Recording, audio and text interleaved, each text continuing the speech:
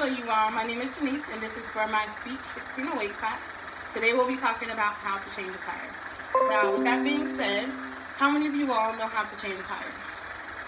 Okay, we have two hands. I actually was the same way as well. I did not know how to change a tire a couple of years back.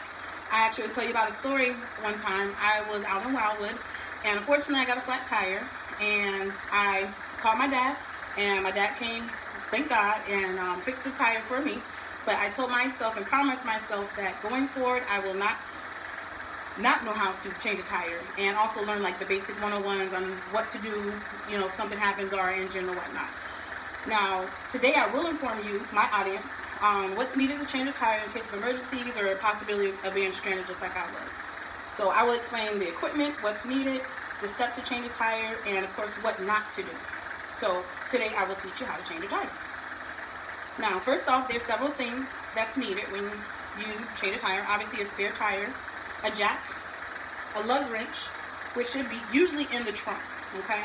So a jack is basically what holds up the car into position.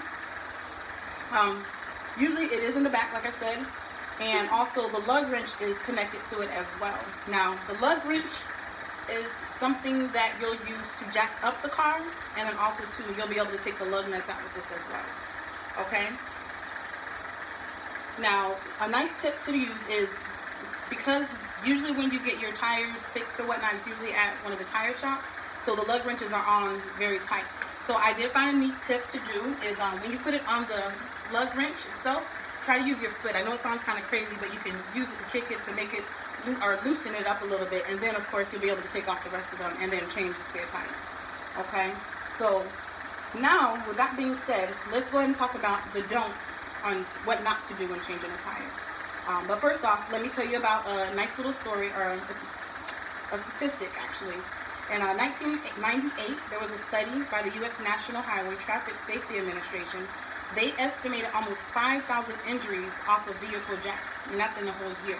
So it is a lot, and it is possible that you can make mistakes. Not only have I gone through it, but I've also seen others that have gone through it as well. So first off, please, please, please do not crawl under the car while you're trying to jack up the car. We're all smarter than a fifth grader here, so let's try to be smart about it. It's unsafe and you don't want to be crushed, obviously. So secondly, before you begin trying to jack up the car, make sure you take all your parts out of the car. The spare tire, your wrench, your lug wrench. Also too, make sure you keep your lug wrenches close near or close by, because you don't want them to like roll off or you lose one or whatnot, because then you'll really be in a bad predicament as well. And then third, a lot of mistakes that a lot of people do, what they do is they don't put like a rock or a brick or something like that behind the right rear of the car, because yeah, you can put the emergency brakes on as well, but God forbid that doesn't work. Or say if you're on like a hill or something like that, your car can roll back, so you want to make those safety precautions as well, just in case, you know, you don't have that backup.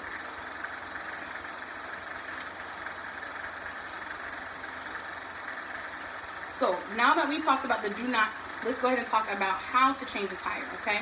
First off, let's make sure that you're in a safe location. So basically, if you are on a highway, let's make sure that you put your hazards on, or also pull off on the side. If you can get off on the exit, that would be the best thing to do. But if you're not, put your hazards on and get off to the furthest of the highway, because unfortunately, there was actually last week, I believe, someone got hit while they were trying to help somebody change a tire, and unfortunately they did pass away. So it is possible. You want to make sure that you're safe and careful when you are changing your tire, okay?